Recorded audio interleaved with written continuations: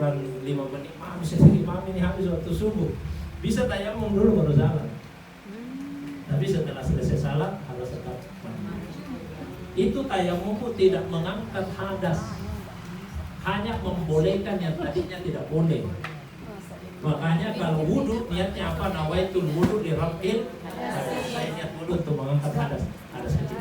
Kalau mandi nawaitul ghusl di rafil hadasil akbar. Tapi kalau tayamum tidak. Saya niat tayamum untuk mengangkat. Saya niat tayamum supaya boleh salat. Nawaitul tayamum li istibahatis shalah. Ya, mau salat itu tujuannya. Kalau niatnya cuma mau baca Quran, hanya boleh dibaca Quran. Tapi kalau niatnya untuk salat sudah masuk semua, karena salat yang paling tinggi. Jadi tayamum tidak mengangkat hadas, tapi membuat boleh yang tadinya tidak boleh. Artinya kalau nanti sudah bisa mandi, tetap wajib untuk mandi. Tadi kalau bisa. Kalau sedikit itu maaf dimaafkan. Tapi kalau banyak seperti ada bisa banyak sekali itu darahnya keluar, maka itu sudah masuk kategori Ini ya. Nanti buka di YouTube. Minum air kencing. Banyak itu banyak ustaz itu minum air kencing. Saya tidak.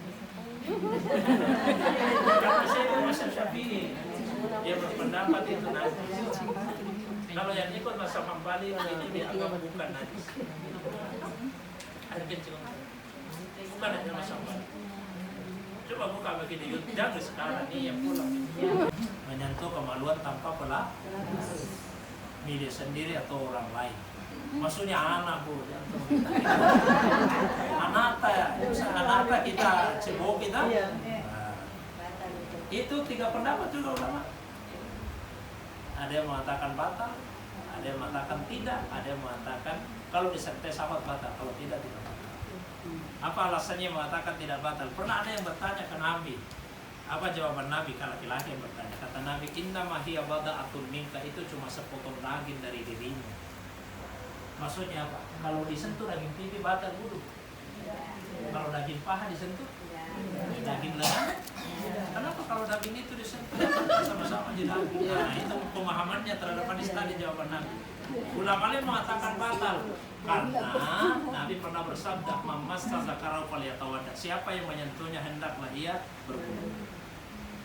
Ada yang memisahkan, misalnya gimana? Kalau pakai sawat batal, kalau tidak.